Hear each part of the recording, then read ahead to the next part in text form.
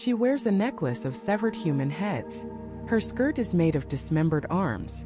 Her skin is the color of a starless midnight sky, and her tongue hangs from her mouth, dripping with blood.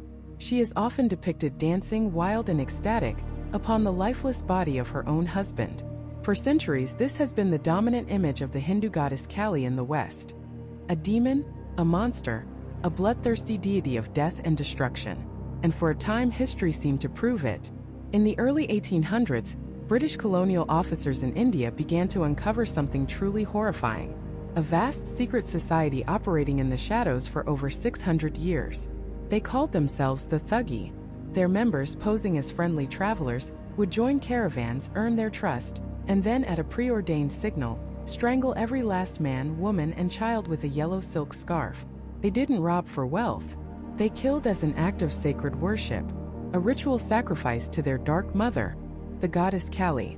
By the time the British dismantled the cult, the Thuggee were responsible for an estimated 2 million deaths, making them by far the most prolific and successful serial killer network in human history. This discovery cemented Kali's reputation in the Western mind. She was the patron goddess of murderers, the divine inspiration for cold-blooded slaughter.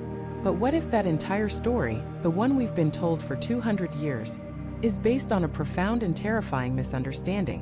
What if the necklace of heads, the skirt of arms, and even her dance of destruction hold a secret meaning so powerful it could change the way we look at life, death, and time itself?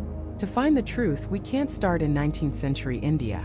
We have to go back to the beginning, back to a cosmic battlefield at the dawn of creation, where the gods themselves were about to be annihilated. The universe was at war. The Asuras, beings of immense power and chaos, had waged a relentless campaign against the Devas, the gods who maintained cosmic order. And the gods were losing, badly. Their armies were broken, their spirits crushed, and their most powerful weapons lay shattered on the plains of heaven. At the head of the demonic horde was a creature of unimaginable terror, the demon Raktabija. His name meant blood seed, and it was a name earned through a horrifying, unbeatable power. Every single drop of his blood that touched the earth instantly spawned a perfect, fully grown clone of himself. Imagine the absolute futility of that battle. Every sword strike that drew blood, every arrow that found its mark, didn't weaken the enemy, it multiplied him.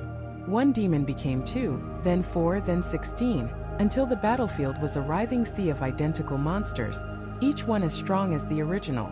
The gods were fighting an enemy that grew stronger the more they fought back. It was a perfect, unstoppable engine of war. Defeat wasn't just possible, it was a mathematical certainty. The universe was on the brink of being completely overrun by chaos. In their desperation, the gods turned to the supreme feminine power of the cosmos, the great goddess Durga. Riding a lion into battle, she was a warrior without equal. But even she was pushed back by the endless tide of Raktabija's clones. Seeing the fear in the eyes of the gods, seeing the universe itself beginning to unravel, a rage unlike any ever witnessed began to build within her. It was a primal, absolute fury at the prospect of cosmic failure. This rage became so concentrated, so impossibly dense, that it could no longer be contained. From the center of Durga's forehead, her third eye burst open, and from it, a new being emerged. She was nothing like the golden, radiant gods. Her form was terrifying, darker than the void between galaxies, naked with wild, unkempt hair flowing around her like a storm cloud. Her arms held a sword and a severed head. Her 3 eyes burned with red-hot intensity, and from her mouth a long blood-red tongue hung, tasting the air. She let out a shriek that was not a sound, but a vibration that shook the foundations of reality itself. This was Kali, the embodiment of time, the devourer. She did not walk onto the battlefield. She exploded onto it. The demon army, which moments before had brought the gods to their knees, was now nothing more than fodder. She moved like a hurricane of violence, a blur of darkness and steel. But she wasn't just killing, she was consuming. As she sliced through the clones of Raktabija, she did something the other gods could not. Before a single drop of his blood could touch the ground, she would catch it with her enormous tongue, drinking the demon's life force, swallowing his power whole. She was literally devouring his army, turning his greatest strength into her nourishment. She drained the original Raktabija dry, and then for good measure she devoured him too, along with the rest of his demonic legions. The war was over. The universe was saved. But Callie was not finished. The cosmic fury that had given her birth, the primal rage that had fueled her victory, was not a fire that could simply be put out. She was pure, untamed, raw energy. Having annihilated the forces of chaos, she now began to destroy the forces of order. She began to dance. And her dance was not one of celebration. It was a dance of absolute destruction. With every stomp of her foot, the worlds trembled. Galaxies cracked. The very fabric of time and space began to fray. The gods watched in horror. The weapon they had unleashed to save reality was now going to be its end. They had traded one apocalypse for another. Frantic, they ran to Shiva, the great god of destruction and meditation, Callie's divine consort. He was the embodiment of pure static consciousness. They begged him to intervene to calm her down. Shiva approached her, but she was lost in her bloodlust, her eyes blazing with the red fire of cosmic dissolution. She couldn't see him. She couldn't hear him. She was beyond reason, beyond appeal. Realizing that nothing else would work, Shiva did the only thing he could. He lay down on the battlefield, still and silent, among the corpses of the demons she had slain. Callie continued her devastating dance, stomping across the carnage, a whirlwind of death. And then her foot landed squarely on the chest of Shiva. The contact sent a jolt through her. The feeling of his body beneath her feet, the body of her husband, the body of consciousness itself, was the one thing that could penetrate her frenzy. She stopped. Her destructive momentum came to a sudden screeching halt. She looked down, and for the first time she saw what she had done. In a gesture of shock and shame, her tongue lolled out of her mouth. The rampage was over. Balance was restored. This single moment, this one mythological story, is the key to unlocking the entire mystery of Callie. The terrifying image of her standing on Shiva's body is not a depiction of domination or murder. It is a profound philosophical statement. Callie, the wild, untamed energy of the universe, what the Hindus call Shakti, is uncontrollable and destructive on its own. Shiva, the calm, silent observer, pure consciousness, is inert and powerless on its own. But when energy is grounded by consciousness, when action is guided by awareness, creation can happen.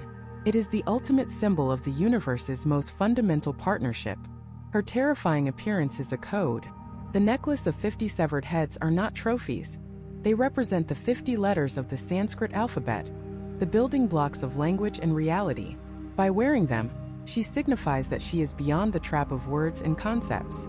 The skirt of severed arms represents the severing of karma, freeing her devotees from the endless cycle of cause and effect. Her darkness is not evil. It is the infinite, formless void of creation from which all things emerge, and to which all things must return. She is not the goddess of death. She is the goddess of the death of the ego. So if this is the true Callie, a fierce but ultimately loving cosmic mother who destroys illusion to reveal ultimate reality, how on earth did she become the symbol for the Thuggee cult, the justification for 2 million ritualistic murders? How did this profound philosophy get twisted into a license to kill? The answer reveals a dark truth, not about a goddess, but about humanity itself. It's a story of colonialism, misinterpretation, and how the powerful can weaponize faith to serve their own ends. The story of the Thuggee is not what it seems, and it exposes a side of history we were never meant to see. To understand this, we have to travel back in time to the early 1800s. The British East India Company is no longer just a trading entity. It's a sprawling, aggressive colonial power, rapidly swallowing up the Indian subcontinent. But as they expand their territory, they face a terrifying and mysterious problem. Along the dusty, unpoliced highways that connect their new cities, travelers are vanishing. Not just one or two, but hundreds, then thousands every year. A merchant and his guards set out from one town and simply never arrive at the next. A family on a pilgrimage disappears without a trace. There are no signs of a struggle, no bodies, no witnesses. It's as if the earth itself has opened up and swallowed them whole. For the British, this is more than a humanitarian crisis. It's a direct threat to their bottom line. These disappearances disrupt trade, sow fear, and undermine their claim to be bringing order and civilization to a chaotic land. They need an answer, and more importantly, they need a villain. Enter Captain William Henry Sleeman, an ambitious, intelligent, and deeply committed British administrator. In 1822, he's put in charge of a district where these disappearances are rampant. But Sleeman doesn't just see random crime. He sees a pattern. He starts collecting rumors, interrogating local informants, and piecing together a horrifying narrative. He claims to have uncovered a vast, ancient, and secret conspiracy, a hereditary fraternity of professional assassins who have operated in the shadows of India for centuries. He gives them a name that would soon become infamous throughout the Western world: the Thuggee. According to Sleeman's account, the Thuggee were masters of deception. They wouldn't attack a caravan with swords and fury. Their method was far more insidious. A small group of thugs would join a party of travelers on the road. They would act as fellow merchants, pilgrims, or soldiers, sharing stories, food, and companionship for days, sometimes even weeks. They would lull their victims into a complete sense of security, becoming trusted friends. Then, at a prearranged signal, often the cry of "treat the travelers to tobacco," they would strike. In a single, coordinated, and terrifyingly silent movement, each thug would whip out a rumal, a yellow silk handkerchief, loop it around the neck of the traveler next to him, and with a brutal twist and pull, snap their neck. It was swift, silent, and ruthlessly efficient. There was no bloodshed to attract attention. The bodies were then stripped of all valuables and buried in pre-dug graves, consecrated with a ritual pickaxe. Every trace of the crime and the victims was meticulously erased. This, Sleeman argued, was why no one ever found the bodies. This was why entire groups of people could simply vanish. But here is where the story takes a turn. From a tale of organized crime to one of religious fanaticism, Sleeman and his informants insisted that the Thuggee were not common murderers killing for profit. They were, he claimed, a devout religious cult who worshipped the dark and terrifying goddess Kali. They believed that Kali had once battled a great demon that devoured mankind. For every drop of the demon's blood that hit the ground, a new demon would spring forth.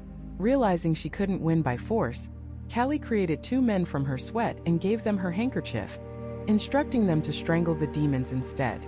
The thugs, therefore, saw themselves as the divine successors to these first two men. In their minds, every murder was a holy sacrament, a sacrifice to their bloodthirsty goddess. They believed that by killing, they were helping Kali maintain cosmic balance and prevent the world from being overrun by demons. The spoils and loot they took were merely a secondary benefit, a divine reward for their sacred work. They followed complex rituals and omens. The chirping of a certain bird or the crossing of a fox could determine whether an attack would proceed. They saw themselves not as criminals, but as the chosen instruments of a divine and terrible will. This was the story that William Sleeman presented to his superiors and to the world. And to prove it, he launched one of the most extensive police operations in history. He established a special Thuggee and dacoity department, setting up a network of spies and forts. He captured thousands of suspected thugs. The key to his success was the approver system. He would offer a captured thug a pardon and protection in exchange for a full confession and testimony against his former comrades. Suddenly, the British had hundreds of men, all telling the same horrifying stories. Men like Feringhia, a supposed thug leader who allegedly confessed to strangling over 900 people with his own hands. Their testimonies, recorded meticulously by Sleeman, were filled with gruesome details of ritual murder and unwavering devotion to Kali. The British public back home ate it up. Newspapers ran sensationalist stories about the Kali death cult. Sleeman became a national hero, the man who single-handedly rid India of an ancient evil. The campaign was a spectacular success. By the 1870s, the British declared the Thuggee officially extinct. They had not just conquered a territory, they had saved its soul from a demonic cult. It was the ultimate justification for colonial rule. They were bringing light to the darkness. It's a fantastic story, a gripping, horrifying tale of a secret society, a dark goddess, and a British hero who brought them to justice. It's the story that has been told in books and movies for almost 200 years, from Indiana Jones and the Temple of Doom to countless documentaries. There's just one problem. It's almost certainly not true. The entire narrative, so carefully constructed by William Sleeman and his approvers, begins to fall apart under scrutiny.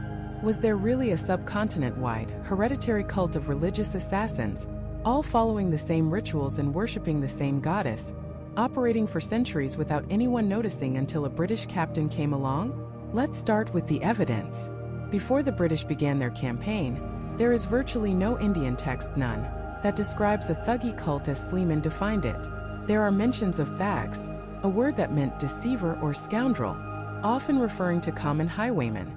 But there is nothing about a unified religious group, hereditary membership, or ritual strangulation for the goddess Kali.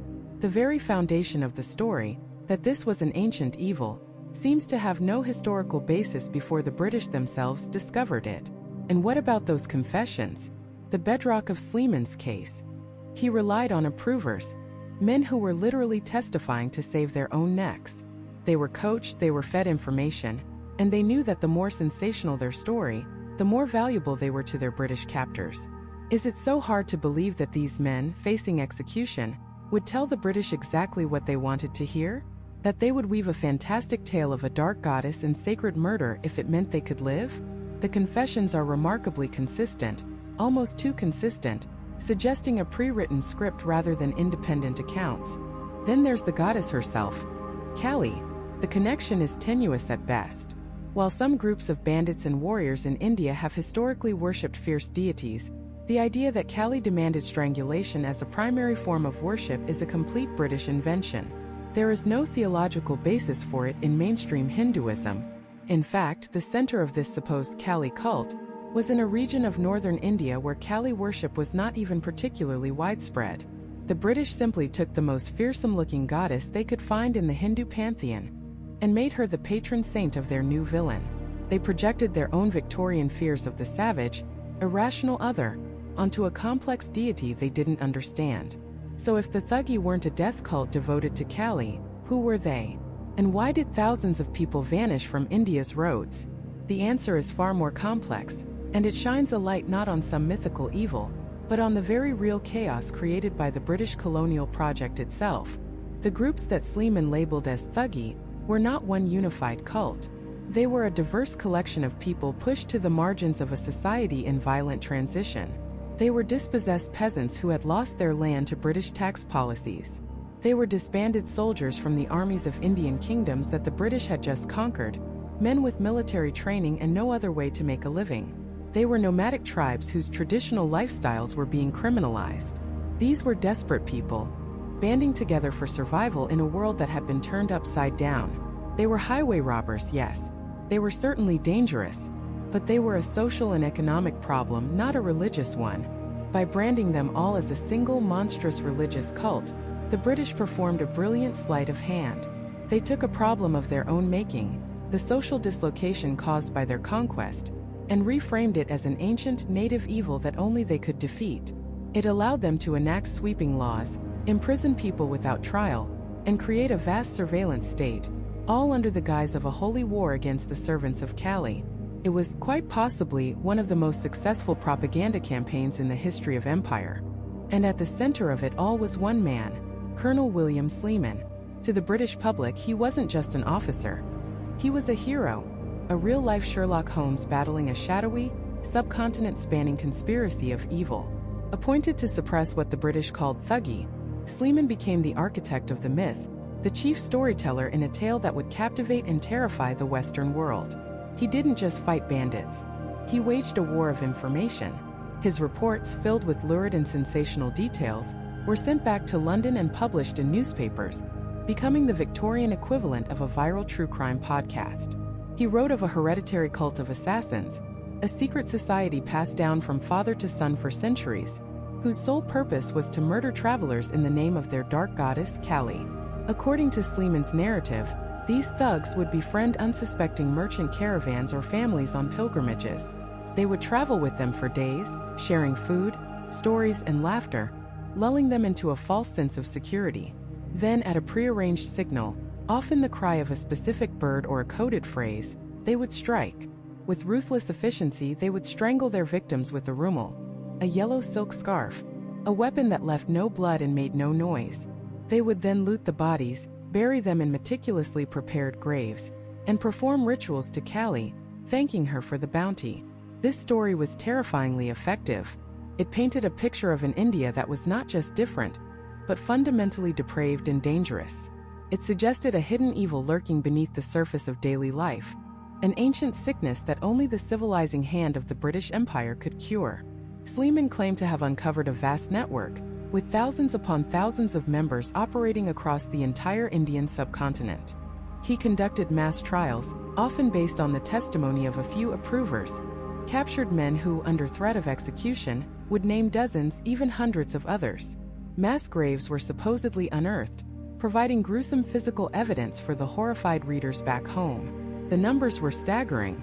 Sleeman's office claimed that the thugs were responsible for tens of thousands of murders a year, a figure that would make them one of the most prolific murder cults in human history.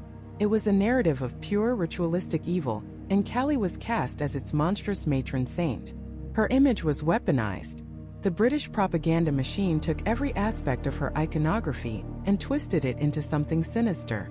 Her dark skin, which in Hindu philosophy represents the formless, transcendent nature of reality, the ultimate void from which all creation emerges, was presented as the color of pure evil, the blackness of the night where assassins lurk. Her garland of severed heads, symbolizing the liberation of her children from the ego and the cycle of rebirth, was reimagined as a gruesome trophy necklace, a collection of victims from her bloodthirsty followers. Her lolling red tongue, representing the consumption of all things, the ultimate reality that devours all dualities, was portrayed as a literal, insatiable thirst for blood.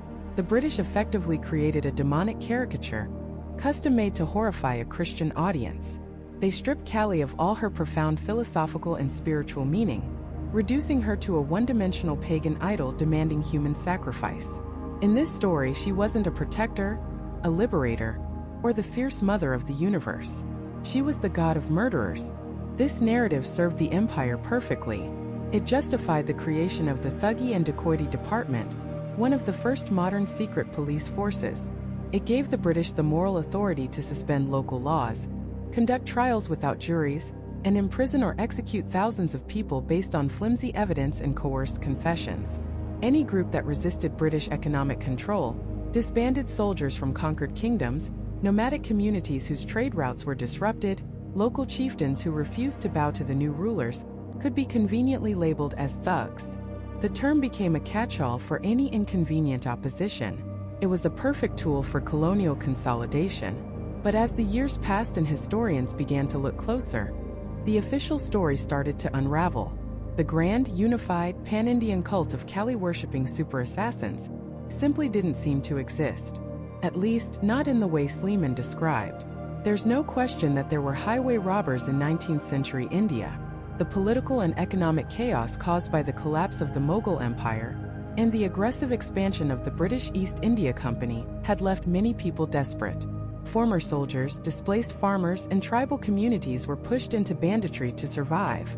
These were disparate, localized groups, but the idea that they were all part of a single, ancient religious fraternity, united by the worship of Kali and a sacred duty to strangle travelers?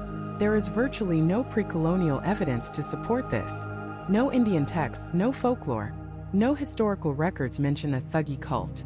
The very word thug comes from the Marathi word thag, which simply means deceiver or cheat.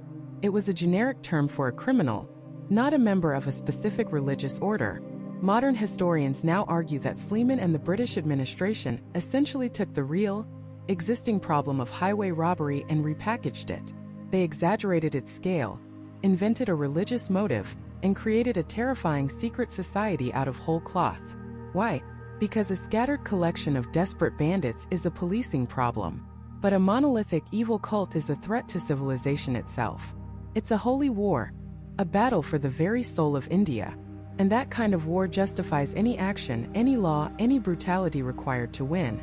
The so-called evidence was deeply flawed. The confessions were extracted under duress.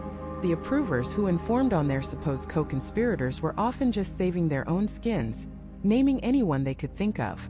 And the mass graves, while certainly real, they were often the result of battles, famines, or cholera epidemics, common tragedies in a land racked by instability, which were then opportunistically presented as Thuggee burial sites. The connection to Kali was perhaps the most cynical invention of all. While some of the bandits may have individually worshipped Kali, as she is a major goddess, particularly in Bengal, there is no proof of a unified cult doctrine centered on ritual murder for her. In fact, many of the accused thugs were Muslim, a fact that was conveniently downplayed in British reports to maintain the narrative of a purely Hindu pathology. The yellow scarf, the sacred pickaxe, the elaborate rituals, all of these details, which made the story so compelling, appear to have been heavily embellished, if not entirely fabricated, by colonial officials and their informants. The British didn't discover the Thuggee cult. In many ways, they created it. They took a complex social problem born of colonial expansion and transformed it into a simple, terrifying story of good versus evil, civilization versus savagery. It was a masterpiece of imperial propaganda, a story that not only justified their rule but made it seem necessary, even righteous. They defined the problem, they provided the solution, and they emerged as the heroes. The legacy of this myth is profound. It cemented a monstrous image of Kali in the Western imagination that persists to this day. Anytime you see a skull-wearing, blood-drinking, cult-leading villain in a movie or a book, you are seeing the ghost of Colonel Sleeman's creation. The thug entered the English language as a synonym for a violent criminal, forever divorced from its complex Indian origins. This colonial ghost story became so powerful that it not only shaped how the West saw India, but it also began to shape how some Indians saw themselves, internalizing the shame and fear associated with one of their most powerful deities. So, if the bloodthirsty cult leader of the British imagination was a fiction, a convenient lie told to justify conquest, then who is the real Kali? If she is not the ghoulish matron of murderers, then what is the truth behind the skulls, the sword, and the terrifying darkness? To find out, we have to peel back nearly 2 centuries of colonial propaganda and journey much, much deeper into the heart of Hindu cosmology, to a time before the British ever set foot on Indian soil. We have to go back to the source, to the ancient stories where Kali first exploded into being, not as a demon, but as a desperate last-ditch weapon against demons. She wasn't the villain of the story. She was the final terrifying, world-shattering hero. To understand this hero, you have to understand the monster she was born to fight. Because in the grand cosmic drama of Hindu mythology, there are demons, and then there are nightmares. And the demon Raktabija was a nightmare made flesh. His name literally means blood seed, and that's not a metaphor.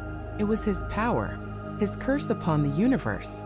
For every single drop of his blood that touched the earth, a perfect, battle-ready clone of himself would spring into existence. Think about that for a second. It's not just regeneration like a lizard growing back its tail. It's exponential viral replication. You cut his arm, and 100 drops of blood spatter on the ground. Suddenly, you're not fighting one demon anymore. You're fighting 101. You land a powerful blow, 1,000 drops fly, and now you're facing an army. His very life force was a weapon of mass production. It's one of the most terrifyingly brilliant concepts for an enemy ever conceived. How do you fight something that gets stronger every time you hurt it? How do you win a war where every victory for you is also a victory for the enemy? This wasn't just a physical threat, it was a philosophical trap. It rendered all conventional forms of power, all traditional ideas of combat, completely and utterly useless. And the gods, the established pantheon of cosmic order, were about to learn this the hard way. The stage for this epic confrontation is a universe under siege. The forces of chaos, the Asuras, are on the march, and Raktabija is their trump card. The Devas, the gods, assemble their all-star team. You have the creators, the preservers, the destroyers. The entire celestial boardroom is in a panic. They ride out on their divine mounts, armed with celestial weapons that can shatter mountains and boil oceans. They are the definition of power. And against any other foe, it would have been over in an instant. But against Raktabija, their power was their poison. They attack, they wound him, and the battlefield erupts. A single gash from a divine spear unleashes a legion. A volley of celestial arrows creates a regiment. The ground itself, the sacred earth, becomes a demonic womb, birthing endless copies from the spilt blood of their enemy. The gods, these beings of immense and orderly power, are creating the very army that is overwhelming them.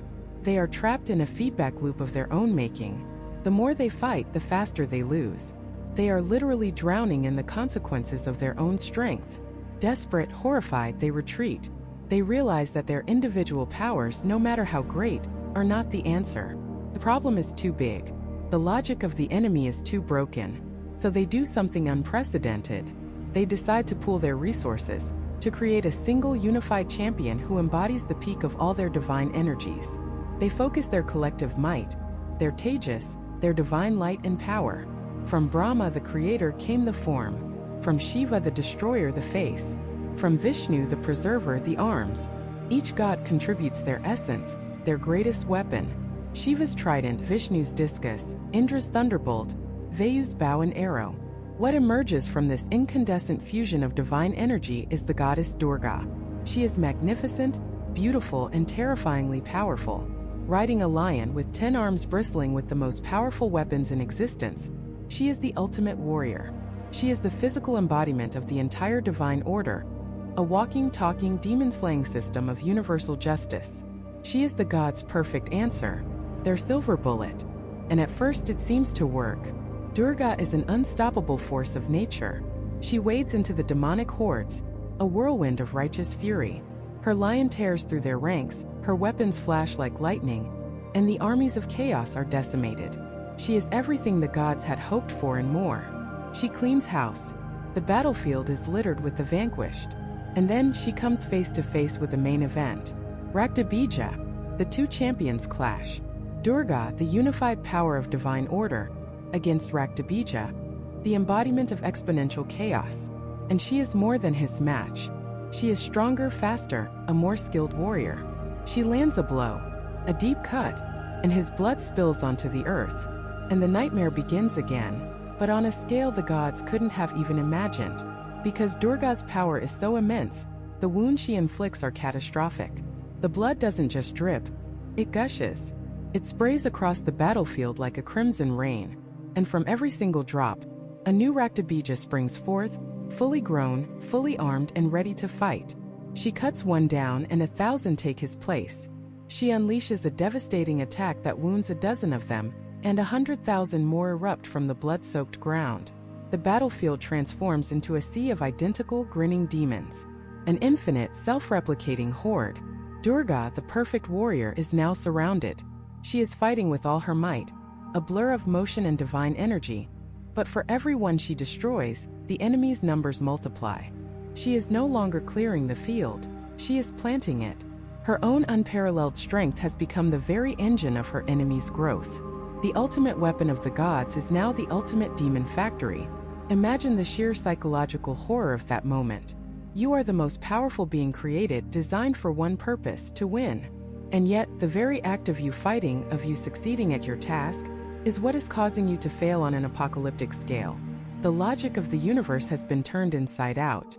Order is creating chaos. Strength is creating weakness. Justice is feeding injustice. Durga, the invincible, the embodiment of divine certainty, is faltering. She is being overwhelmed. The gods watch from the heavens, their perfect solution backfiring in the most spectacular way possible. The entire cosmos holds its breath. The system has failed. The rules no longer apply. The champion of order is about to be consumed by a tide of her own making. And it is in this moment of absolute desperation, of supreme failure, when the most powerful, orderly force in the universe is pushed to the breaking point, that something new is needed. Not just a stronger weapon, not another calculated strategy. What's needed is a paradigm shift. A force that doesn't play by the rules because it exists outside of them. A power that doesn't just fight chaos but consumes it. Durga's serene, beautiful face contorts. It twists not just with effort, but with a pure primal cosmic rage. A rage born of the failure of order itself. Her brow darkens, her skin shifts in color. Her third eye, the eye of spiritual insight and destruction, begins to burn with a terrifying black light. The carefully constructed, perfectly balanced divine energy that created her begins to curdle, to concentrate, to warp into something raw, untamed, and utterly primal. From the forehead of the universe's greatest champion, a new being begins to claw its way into existence. It begins as a tremor, a flicker of impossible light in the center of Durga's brow. The divine warrior's face, a mask of serene fury, begins to contort. Not in pain but in concentration, as if the entire energy of the cosmos, the combined might of every god, is being focused into a single infinitesimal point. Her skin tightens, her golden aura pulses, and the air itself grows thin, vibrating with an energy that feels ancient and terrifyingly new. Then, with a sound that is not a sound, a psychic crack that splinters the minds of all who witness it, her third eye splits open. And from that wound, from the very seat of divine wisdom and cosmic sight, she emerges. Not born but unleashed. A torrent of darkness, a scream of pure, undiluted rage given form. She is midnight incarnate, a being of shadow and fury, her form still coalescing as she hurtles from the forehead of her progenitor. She lands on the battlefield, and the ground itself recoils. The first thing you notice is her skin. It is the color of a starless, moonless night sky. Not black in the absence of light, but black as the source of everything, the ultimate reality from which all colors, all forms, all of existence arises and into which it will one day dissolve. She is utterly naked, stripped of all illusion, all pretense, all the comforting lies the universe tells itself. She is reality in its rawest, most unfiltered state. Her hair is a wild, tangled storm, unbound and untamable, a symbol of absolute freedom from all convention. 3 eyes blaze in her face. 2 burn with a red, insatiable fire, but the third, in the center of her forehead, sees beyond time, perceiving the past, present, and future as a single, unending moment. Her mouth is open in a silent, deafening roar, and from it lolls a long, blood-red tongue, dripping with an insatiable thirst. Around her neck, she wears not jewels, but a garland of 50 freshly severed human heads, still dripping gore. This isn't just mindless savagery. These 50 heads represent the 50 letters of the Sanskrit alphabet, the building blocks of language, of knowledge, of sacred mantras. She is telling the universe that she is the source of all wisdom, even as she severs the ego, the I that keeps us from understanding it. Her only clothing is a skirt made of severed human arms. These arms symbolize karma, the endless cycle of action and consequence that binds all beings.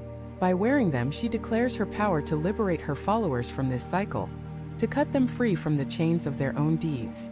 In her 4 hands, she holds the instruments of cosmic surgery. One hand wields a crescent-shaped sword, the khadga, its edge sharp enough to slice through delusion and sever the bonds of ignorance. Another holds the severed head of a demon, a trophy representing the death of the ego. But look closer.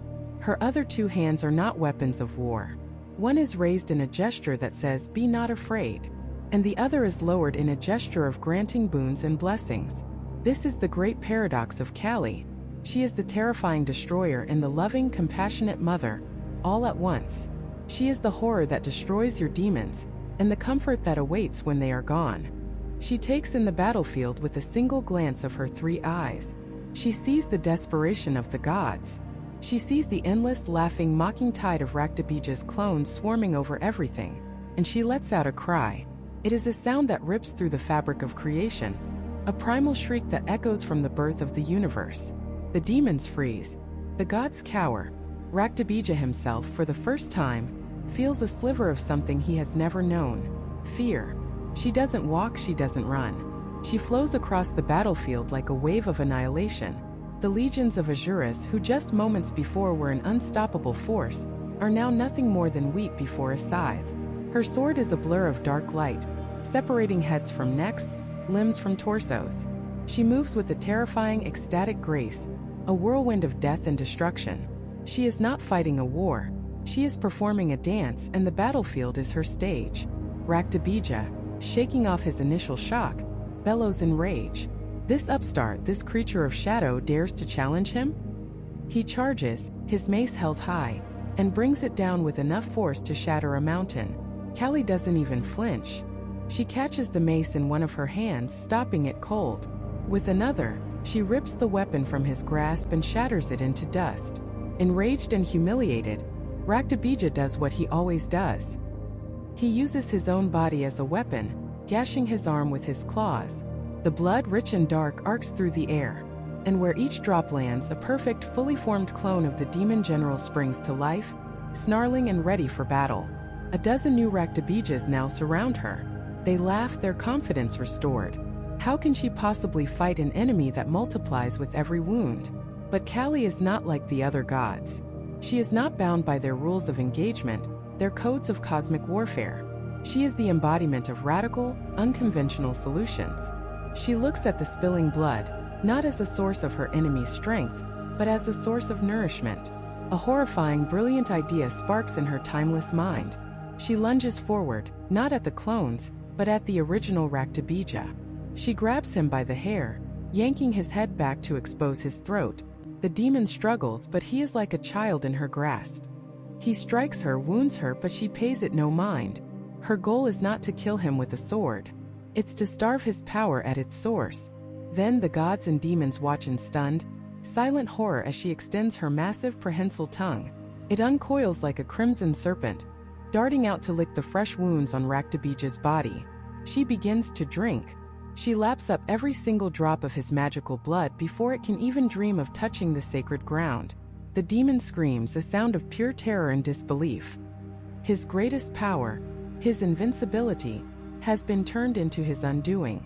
He is being drained, exsanguinated by this terrifying goddess, his life force fueling her ecstatic frenzy.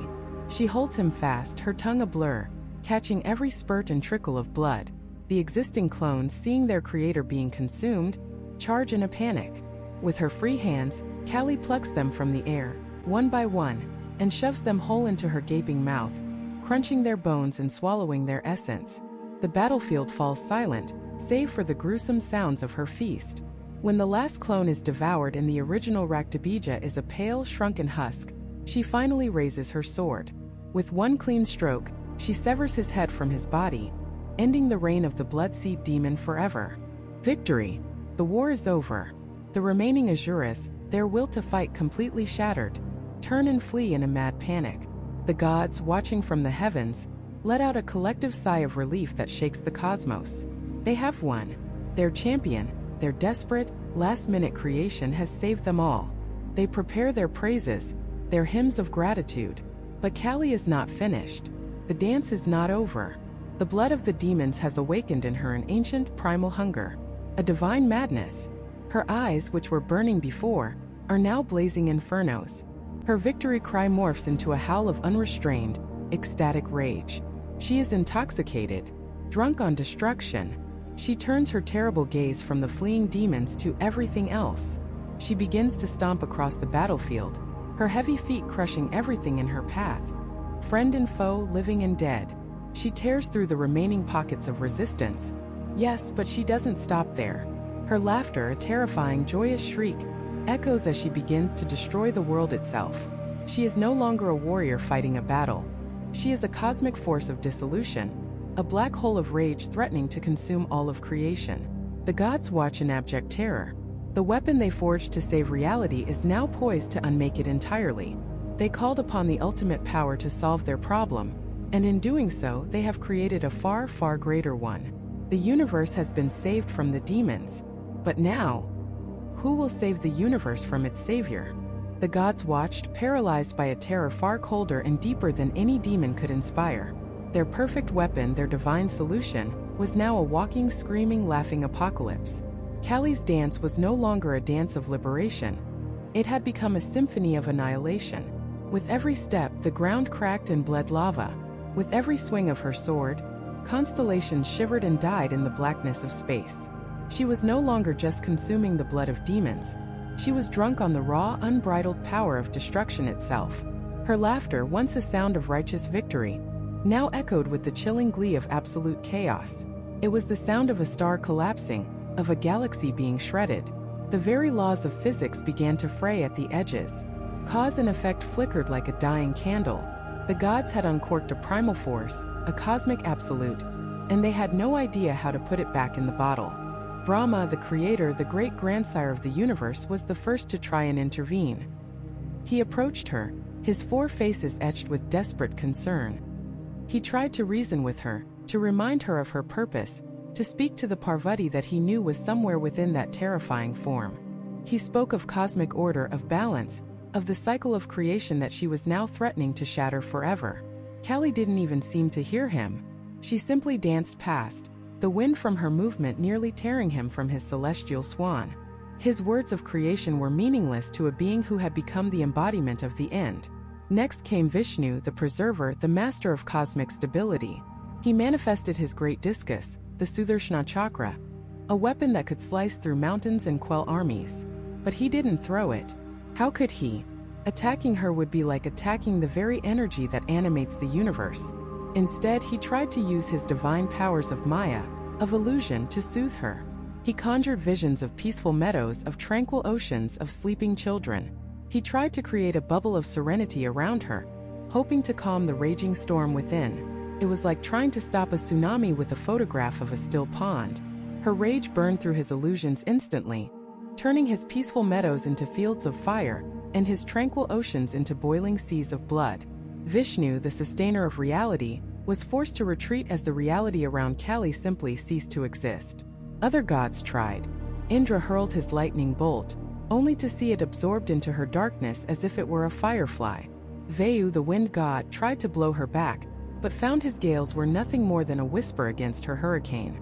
Agni, the fire god, tried to encircle her with flames, but her inner heat was that of a billion suns. His fire was nothing but a cold spark in comparison. They were children throwing pebbles at an earthquake. Their power, which had seemed so absolute just moments before, was now revealed to be utterly conditional, utterly fragile. They were managers of a system, and she was the system crashing. In their desperation, their eyes turned to the one being who had not yet acted, the one who sat apart, in the cold, silent peaks of Mount Kailash, the one who understood destruction not as an act of rage, but as a cosmic necessity, the one who was her other half. Shiva, they pleaded with him. He, the great destroyer, must now stop this ultimate destruction. He, the Mahadeva, the great god, was their only hope. Shiva, whose meditative calm was the bedrock of the cosmos, opened his third eye, not in anger, but in profound understanding. He saw the truth of the situation. This was not a monster to be slain. This was not an enemy to be defeated. This was Shakti, the pure, raw, undiluted energy of the universe, running wild without the grounding force of consciousness. To fight her with force would be to fight energy with energy, a feedback loop that would tear the universe apart in an instant. He knew he couldn't overpower her, but perhaps he could distract her. He sent his most loyal and fearsome attendants, the Ganas, a chaotic army of ghosts, goblins, and otherworldly beings, to intercept her. They swarmed the battlefield, howling, screeching, and beating drums, trying to create a cacophony so loud and bizarre that it might snap her out of her trance. For a moment it seemed to work. Kali paused, her head tilting. But then a terrible grin spread across her face. This wasn't a distraction. It was a feast. She fell upon the Ganas with a renewed fury, devouring them, slaughtering them, adding their essence to her maelstrom of power. Shiva watched as his own followers were consumed. The plan had failed. It had only made her stronger. The gods were in despair. Even Shiva's power seemed to be no match. And so he realized there was only one path left. Not power, not reason, not distraction, but surrender. Absolute surrender. He, the masculine principle, the embodiment of pure static consciousness, had to become the ground for her, the feminine principle, the embodiment of pure dynamic energy. He walked out onto the battlefield, now a wasteland of cosmic debris and divine failure. The air crackled with her power. The remaining gods watched, breathless, certain they were about to witness the final battle that would end all of creation. But Shiva did not raise a weapon. He did not assume a battle stance. Instead, he simply lay down. He lay down amidst the corpses of demons and gods, his body pale against the blood-soaked earth.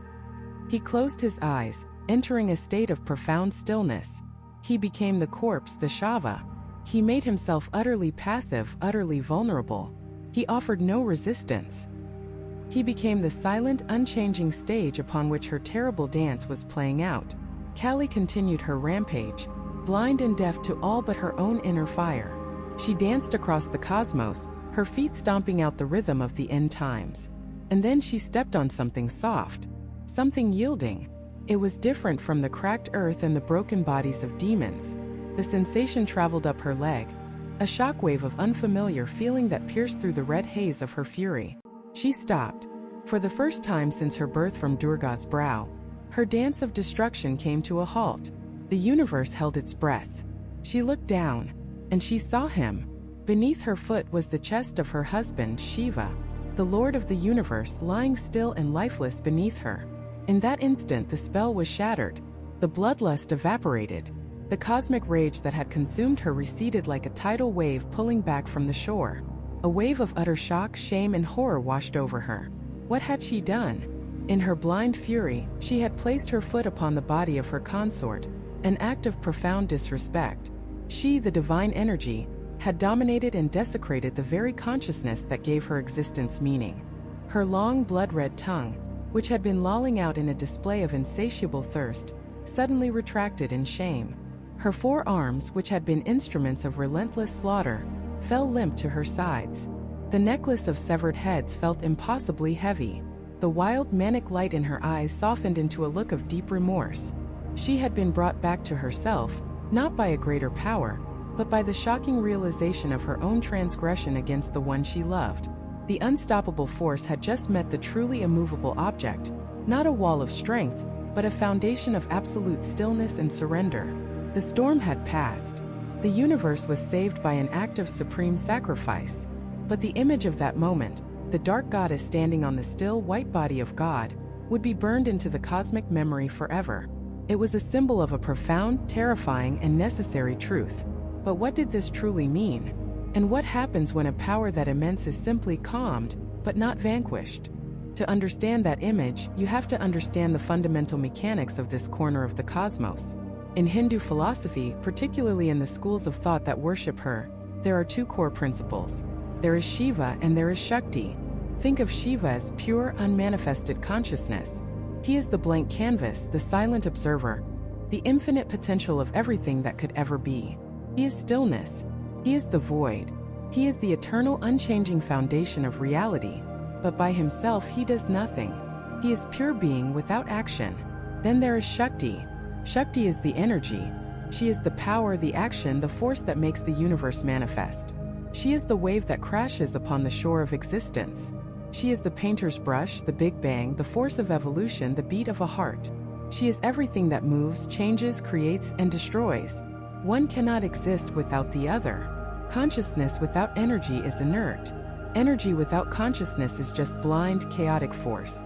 They are 2 sides of the same cosmic coin.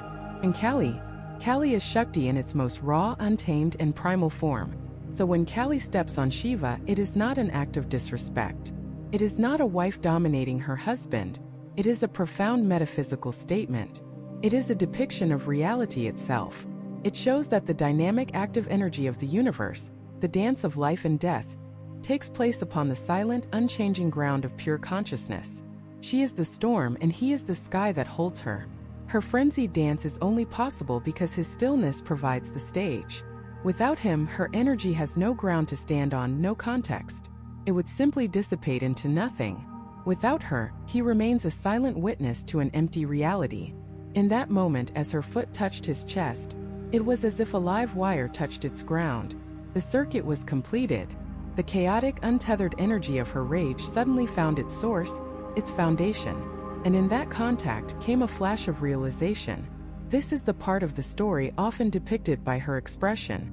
You'll see in many statues and paintings, at this exact moment, Kali's long red tongue hangs out from her mouth. Western interpretations often see this as a sign of her bloodlust, another mark of her ferocity. But in Indian culture, biting one's tongue is an expression of sudden surprise, shame, or embarrassment. It's the oops moment. Imagine it. You are the embodiment of cosmic fury.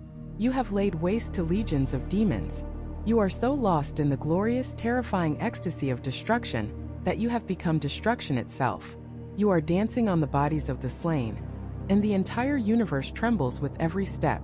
And then in the midst of this all-consuming rage, you look down, and you realize you have placed your foot on the chest of the Absolute. You have stepped on the very foundation of your own being. In that instant, the rage is broken. The spell is shattered. The red haze of battle clears from her eyes, and she sees what she has done. She sees him, her other half, the silent consciousness that allows her to be. And she is mortified. The dance stops. The universe, which was seconds from annihilation, breathes a collective sigh of relief. The gods, watching from the heavens, finally see a glimmer of hope. The storm has passed. But here is the crucial part, the answer to the question we left hanging. The power is not vanquished. It is not gone. It is simply transformed. The untamed wildfire of her rage, which threatened to burn down the entire forest, is now brought under control. The energy that was directed outwards in a flurry of destruction is now drawn inwards. It is integrated, mastered. This is the birth of another of Kali's most famous forms, Dakshina Kali, the benevolent mother. If you look at images of Dakshina Kali, you'll notice subtle but critical differences. She is still dark-skinned, she still has 4 arms, and she still wears the skirt of severed arms and the necklace of heads. The evidence of her destructive power is still there. She doesn't hide her past or her nature, but her posture is different. Her right foot is forward, a gesture of blessing and grace. 2 of her hands are raised in gestures that say, "Do not be afraid, and I grant you boons." Her face is not contorted in a scream of rage, but often holds a gentle, knowing, almost loving smile. How can this be? How can the terrifying goddess of the charnel grounds also be the compassionate mother of the universe? This is the paradox that lies at the heart of Kali, and it's what makes her so difficult and so essential to understand. She is not one or the other. She is both. She represents the totality of reality, and reality is not always gentle. Think about nature. A volcano erupts, destroying everything for miles, but the ash it spews creates the most fertile soil imaginable, from which new life will spring, richer than before. A mother bear will lovingly groom her cubs one moment and tear apart any threat to them with terrifying violence the next. Is the volcano evil? Is the mother bear a monster? Or are they simply expressions of a fundamental, a moral power that both creates and destroys as part of the same cycle? Kali is that power personified. The rage that destroyed Raktabija was a necessary act. It was a cosmic surgery, cutting out a cancer that threatened the health of the universe. It was violent, bloody, and terrifying, but it was done out of a fierce protective love for cosmic order. Once the threat was neutralized, that same energy didn't need to be destructive anymore. It could be channeled into nurturing, protecting, and blessing. This is a lesson for the human psyche. We all have that Kali energy within us. It's the surge of adrenaline when a loved one is threatened. It's the righteous anger that rises up in the face of injustice. It's the raw, instinctual power that can tear down old, rotten structures in our lives to make way for something new. For a long time, society has told us to suppress this energy, to fear it, to label it as negative. But the story of Kali teaches a different lesson. It teaches that this power is not inherently evil. It is a vital, necessary part of our being. The goal is not to extinguish it, but to become conscious of it, to ground it, to place it upon the foundation of awareness, our own inner Shiva, so that it doesn't control us but serves a higher purpose. When her rage is calmed, Kali becomes the ultimate protector. Her devotees believe that because she has faced the absolute worst the cosmos has to offer, because she has danced in the cremation grounds and drunk the blood of demons, there is absolutely nothing in this world that can scare her. And therefore, if you are under her protection, there is nothing you need to fear. She is the ultimate mother who has seen the darkness and is not afraid. She can guide her children through it. She doesn't offer you a life free from pain or struggle. Instead, she offers you the strength to face it. She offers you the courage to dance in your own cremation grounds, the places in your life where things have died, and to find liberation there. This transformation from destroyer to protector reveals her true domain, time. Kali's name itself is the feminine form of Kala, the Sanskrit word for time. She is the embodiment of time, which is the ultimate force of change. Time gives birth to all things, nurtures them, and in the end, time devours all things. Every empire, every star, every god, every single one of us will eventually be consumed by time. She is that relentless, all-devouring force. Her dark skin represents the ultimate void of space and time into which everything will eventually dissolve. The necklace of heads isn't just a gruesome trophy. It symbolizes all the lives, all the egos, all the universes that she has consumed and will consume. To worship her, then, is a radical act. It is to look unflinchingly at the most terrifying truth of our existence, that everything is impermanent, that death and destruction are inevitable, and instead of shrinking in fear, to see the beauty, the necessity, and even the love within that process. It is to accept that the end is not just an end, but also the precondition for a new beginning. But what does it truly mean to live a life in devotion to the goddess, who is the very engine of cosmic endings? What happens to a person who willingly walks into the arms of time itself? To walk into the arms of time itself is to embark on a path of radical, all-consuming love. It's a path known in India as Bhakti Yoga, the yoga of devotion. This isn't an intellectual exercise. It's not about memorizing scriptures or debating philosophy. It's a path of the heart, a torrential, often terrifying, love affair with the divine. and perhaps no one in modern history has embodied this fierce devotion to Kali more completely than a simple ecstatic temple priest from 19th century Bengal named Ramakrishna. His story isn't a gentle tale of quiet contemplation, it's a raging fire. As a young man, Ramakrishna was appointed the priest at the Dakshineswar temple, a beautiful complex on the banks of the Ganges dedicated to the Divine Mother in her form as Bhavatarini, the savior of the universe. But for Ramakrishna, this wasn't a job, it was an obsession. He wasn't content to just perform the daily rituals, to offer flowers and chant mantras to the stone statue, the Murthy of the goddess. He needed to know if she was real.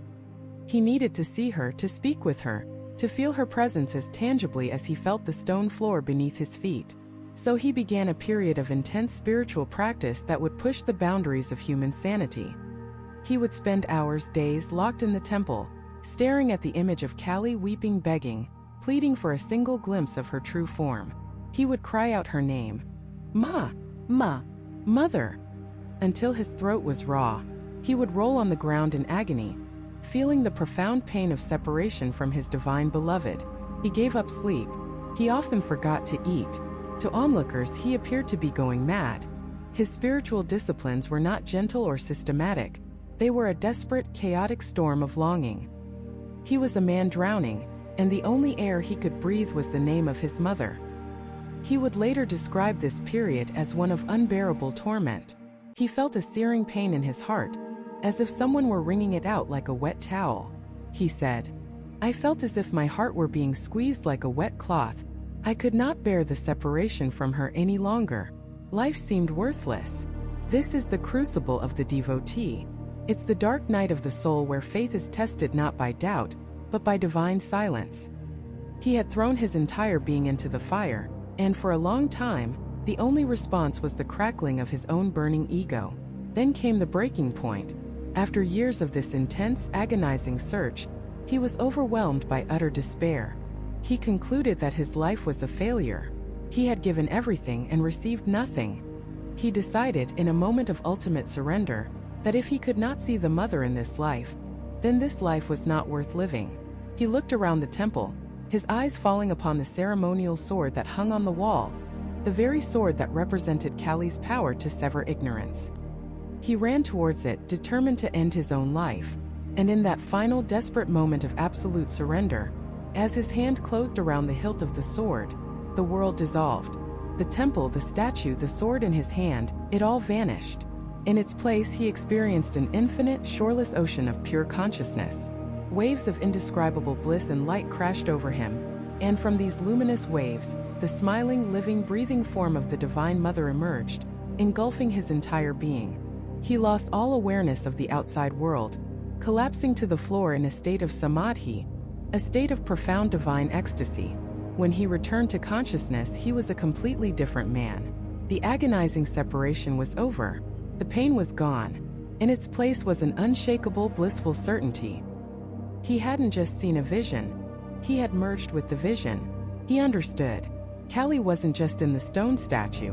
She was the stone itself. She was the temple. She was the river flowing outside. She was the very air he was breathing. From that day forward, Ramakrishna lived in an altered state of consciousness. He saw the Divine Mother everywhere, in everything and everyone. He would be in the middle of a conversation and suddenly go into a state of ecstatic trance because he saw Kali in the person he was speaking to. He would watch a cat nursing its kittens and begin to weep, seeing the universal mother caring for her children. He would bow down and worship corrupt, worldly men, because he saw the mother's presence hidden within them too. This is the ultimate realization of the Kali devotee. It shatters the convenient spiritual idea that God is only in the good, the pure, and the beautiful. Ramakrishna's vision revealed the deeper truth.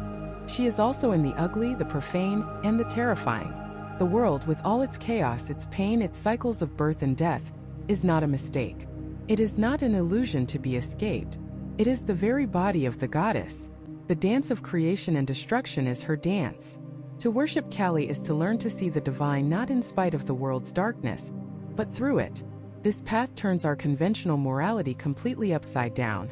We are taught to seek pleasure and avoid pain, to cling to life and fear death. The devotee of Kali learns to embrace the whole spectrum. They see the mother's fierce, loving grace not only in the birth of a child, but also in the decay of a corpse. They see her creative power not only in a blossoming flower, but also in a devastating hurricane. Why? Because both are expressions of time. Both are expressions of change. Both are her. This doesn't mean a devotee becomes morbid or seeks out suffering. It means they stop running from the inevitable. They stop fighting the fundamental nature of reality. Instead of fearing the skull, they wear it as a garland. They understand that death is not an enemy to be defeated, but a doorway, a transformation orchestrated by the mother herself. They see that the ego, the small terrified I that we all cling to, is the only thing that truly fears death. By surrendering that ego at the feet of Kali, they find a freedom that is fearless, a joy that is unshakable, because it is not dependent on circumstances. Ramakrishna's life shows us that devotion to Kali is not about becoming a better person in the conventional sense. It's about becoming a transparent vessel for a cosmic force. It's about allowing the ego to be so thoroughly annihilated that only the mother remains. It is a terrifying proposition, to willingly offer your sense of self to be devoured by the goddess of time. But for the true devotee, the bhakta, it is the only path to true life. It is the understanding that to be consumed by God is not to die, but to finally truly become infinite. But Ramakrishna was a 19th century temple priest, a man who lived outside the norms of society. His path of radical world-renouncing devotion seems almost impossible to imagine in our 21st century lives, with our jobs, our families, our mortgages. So what does this path look like for us now? How does one honor the fierce, skull-wielding goddess of the cremation ground while navigating rush hour traffic, office politics, and the endless demands of modern existence? Can this ancient radical path even exist in the world today? The answer is a resounding, terrifying, and liberating yes. But to find her path in the 21st century, we have to stop looking for her in ancient rituals and distant lands. We have to stop thinking the cremation ground is a place you can find on a map. The truth is, you're already standing in it. The modern cremation ground is the desk at the job that's slowly killing your spirit. It's the relationship that has run its course but you're too afraid to let die. It's the endless scroll of social media, where your authentic self is cremated and replaced by a carefully curated avatar. It's the traffic jam, the bad news on the television, the gnawing anxiety that tells you you're not enough. This is Kali's territory. This is where she dances. To honor her today is not about building an altar with a skull on it. It's about having the courage to identify the skulls in your own life. The skull is the ego. It's that voice in your head, the one that tells you who you are, what you're capable of, and what you should be afraid of. It's the part of you that clings to titles, to possessions, to a specific outcome, terrified of change because change feels like death. Worshipping Kali in the modern world is an act of radical self-honesty. It's about taking up her sword, the sword of viveka, of discernment, and using it not on others but on yourself. What does that look like? It looks like finally admitting that the safe career path you chose is a prison, and the sword is the act of writing your resignation letter, not with anger, but with the clear, cold understanding that this part of your life must end for a new one to begin. It looks like sitting in the uncomfortable silence after a fight with a loved one, and instead of defending your ego, using the sword to cut through your own pride and ask, what is my role in this? Where am I wrong? That is a terrifying act. It is a small death, and it is pure Kali. Her garland of severed heads isn't a macabre trophy. It's a symbol of liberation. Each head represents a conquered demon, a limiting belief, an attachment that has been severed. Think about the heads you carry. The belief that you're not smart enough. The fear that you'll be abandoned if you show your true self. The attachment to being seen as nice and agreeable, even when it means betraying your own needs. To follow the path of Kali is to go headhunting within your own psyche. Each time you face a fear, speak your truth, or let go of an old story about yourself, you are severing a head and adding it to your garland. You are wearing your victories over your own ego not as a warning to others, but as a reminder to yourself of how powerful you truly are. It's a declaration that you are no longer a slave to those dead ideas. But here is the paradox, the part that so many miss. This path of destruction, of death and darkness, is not a path of nihilism or cruelty. It is the most profound path of love. Kali is not just the destroyer. She is the divine mother. Her fierce, terrifying form is the ultimate expression of cosmic tough love. She is the mother who sees you are clinging to a toy that is broken and causing you pain. You cry and scream when she tries to take it away because you're attached to it. It's familiar. You think you can't live without it. But she, with her infinite wisdom, pries it from your fingers, enduring your tears and your anger, because she knows that only by letting go of the broken thing can you open your hands to receive something far greater. Her destruction is always a prelude to creation. She is the forest fire that rages through the undergrowth, clearing out the dead wood so that new life can finally reach the sun. When you get laid off from a job, it feels like a brutal personal attack. That's the fire. But months later, when you're in a new role that truly fulfills you, you look back and realize the fire was a blessing. It was Kali clearing the path. When a painful breakup shatters your heart, it feels like the end of the world. That's her sword. But years later, when you've healed and found a love that is built on truth and mutual respect, you see that the sword was an act of mercy. It severed a tie that was holding you back from your own evolution. So how do you practice this? How do you bring this into your daily life? You start by changing your relationship with chaos. When things fall apart, when you miss your flight, when your computer crashes before a deadline, when you receive an unexpected bill, our first instinct is to resist, to curse, to see it as an obstacle. The Kali practitioner learns to pause, take a breath, and ask a different set of questions. Okay, the dance has begun. What is this chaos asking of me? What illusion of control is being shattered right now? What is trying to die here? This shifts you from a position of victimhood to a position of power. You're no longer fighting the storm. You're learning to dance in the rain. It means embracing the full spectrum of your being. Kali, with her dark skin, her wild hair, her lolling tongue, gives you permission to be messy. She gives you permission to be angry. She gives you permission to be fierce, to set boundaries, to say no. In a society that often pressures us, especially women, to be perpetually pleasant, accommodating, and small, embracing Kali is a revolutionary act. It is the understanding that your rage can be a sacred, clarifying force. It can be the fuel that helps you leave an abusive situation, fight for justice, or protect those you love. Her energy is not about unchecked aggression. It's about pure, unadulterated, life-affirming power. This isn't an easy path. It demands a brutal level of self-awareness. It means taking absolute responsibility for your own liberation. You can't blame your parents, your boss, or the system for your attachments. You and only you can wield the sword. You must be willing to sit in the fire of discomfort, to face the parts of yourself you've hidden in the dark. You have to be willing to grieve the death of the person you thought you were, in order to become the person you are truly meant to be. It is the ultimate hero's journey. But the dragon you must slay is your own ego. And as you walk this path, something incredible begins to happen. The things that used to terrify you begin to lose their power. The fear of failure, the fear of judgment, the fear of death itself, they all become smaller in the face of her vast cosmic dance. You start to understand that you are not the fleeting ego, the job title, or the bank account. You are the eternal, unchanging consciousness that witnesses it all. You are the space in which the entire dance of creation and destruction takes place. You realize that Kali is not some external deity to be worshipped. She is the raw, untamable, and magnificently free power thrumming within your own heart. She is your own deepest nature, waiting to be unleashed. The question then shifts. It's no longer about how to worship her in the modern world. The real question becomes, what happens when you fully surrender to her? What happens when you stop fighting the dance and become the dancer? What does life look like when you are no longer afraid of endings? When you see every death as a doorway to rebirth? What is the final destination of this radical path? The final destination is not a place you arrive at, but a state you dissolve into. It is the ultimate reality, the one the mystics and sages have whispered about for millennia.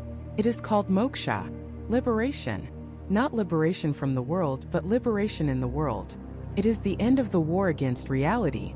To surrender to Kali is to perform the most courageous act a human being can undertake. It is to look at the relentless, chaotic, terrifying, and beautiful storm of existence and say, I will not fight you anymore. Our entire lives, our entire civilization, is built on the opposite principle. We build dams to control rivers. We build schedules to control time. We build belief systems to control the terror of the unknown. We build egos to control how the world sees us. We are a species obsessed with control. And Kali just laughs. She laughs because she knows it's an illusion. She is the riptide, and the more you struggle against her, the faster you will drown in your own exhaustion and fear. Surrender is not weakness. It is the wisdom to stop struggling. It is the profound strength to let go. When you stop fighting the dance, you become the dancer. The distinction between you and the rhythm of the universe begins to blur. The anxieties that once plagued you, the fear of failure, the fear of judgment, the fear of not being enough, are revealed for what they are. The frantic thoughts of an ego trying to impose its will on a cosmos that is utterly indifferent to its plans. What does life look like then? It looks like freedom. When you are no longer afraid of endings, you can finally truly begin to live. Every moment becomes precious, not because you're trying to hoard it, but because you know it is fleeting. You can love more deeply because you are not terrified of the inevitable goodbye. You can create more boldly because you are not crippled by the fear of your creation's eventual irrelevance. You can take risks, you can change your mind, you can start over at 50 or 60 or 70 because you understand that every death is a doorway. The death of a job is the birth of a new path. The death of a relationship is the birth of self-discovery. The death of an old identity is the birth of who you were always meant to become. You begin to see Callie's face not just in the storm, but in the seedling pushing through concrete. You hear her cry not just in the warrior's battle shout, but in the newborn's first breath. You feel her pulse not just in the earthquake, but in your own beating heart. This is the secret hidden in plain sight, the final reframing of her terrifying form. Her darkness is not the color of evil. It is the color of the womb, the deep space between stars, the unmanifest potential from which all light and all creation is born. She is the canvas upon which the universe is painted. Her nakedness is not a lack of modesty. It is the symbol of absolute truth. She is stripped bare of all illusion, all pretense, all the comforting lies we wrap ourselves in. She is reality, raw and unfiltered. To see her is to see things exactly as they are, without the filter of our hopes, fears, or desires. And that garland of severed heads, after this long journey, you can now see it for what it truly is. Those are not the heads of her enemies. They are the heads of her most beloved children. Each skull is a liberated soul. It represents an ego that has been lovingly, mercilessly severed. It is a symbol of a mind that has been freed from the prison of its own compulsive thinking. She wears them as a trophy of liberation, a testament to the freedom she offers to those brave enough to approach her. Each head is a mantra, a silent scream of ecstatic release from the bondage of I, me, and mine. The final, most profound realization on this path is this: you were never separate from her to begin with. The entire quest to find Callie, to understand her, to appease her, was a game the universe was playing with itself. She is not a deity in a faraway heaven you must pray to. She is the untamable, primal, creative, and destructive force throbbing at the core of your own being. She is your own capacity for radical transformation. She is the courage you find in your darkest hour. She is the ferocious love that makes you protect your child. She is the unyielding power that allows you to endure the unendurable. She is the part of you that knows deep down that you must burn your old life to the ground to build something true. To invoke Callie is to invoke the deepest, most terrifying, and most powerful part of yourself. And so the path of Callie leads to the ultimate paradox. True power is found in surrender. True freedom is found in embracing limitation. True life is found in accepting death. When you finally understand this, the fear is gone. Not just the fear of dying, but the fear of living. The fear that drives us to play it safe, to shrink ourselves, to live a half-life of quiet desperation. That fear is the demon Raktabija, regenerating from every drop of our spilled anxiety. And the only way to defeat it is to stop fighting and let Callie's tongue drink it dry. She is the end of time. Not in an apocalyptic sense, but in the sense that when you are fully present, when you have surrendered to the now, the psychological construct of past and future dissolves. All you have is this moment, this breath, this heartbeat. And in that eternal now, you are free. In that space, you are one with the Great Mother. Callie is the goddess for the end of an age. She is the fierce compassion needed for a world in transition. She is the courage to let go of old systems that no longer serve us. She is the wisdom to understand that chaos is often the necessary prelude to a new creation. She is the ultimate reality check. She reminds us that empires fall, stars collapse, bodies decay, and that this is not a tragedy. It is simply the rhythm of the cosmos. It is her dance. She is the silent void before the Big Bang and the final all-consuming black hole at the end of everything. She is the electrical charge in your neurons and the tectonic violence that reshapes continents. She is the terrifying, unconditional love of a mother who will destroy anything that threatens her children's ultimate liberation, including the children's own egos. To know her is to stand fearless and fully alive in the heart of the storm. To love her is to love the entirety of life, with all its agony and all its ecstasy. And to merge with her is to finally come home. To realize that every ending was just a beginning in disguise, because in the boundless, dark, and loving heart of the Great Mother, the dance never ever stops.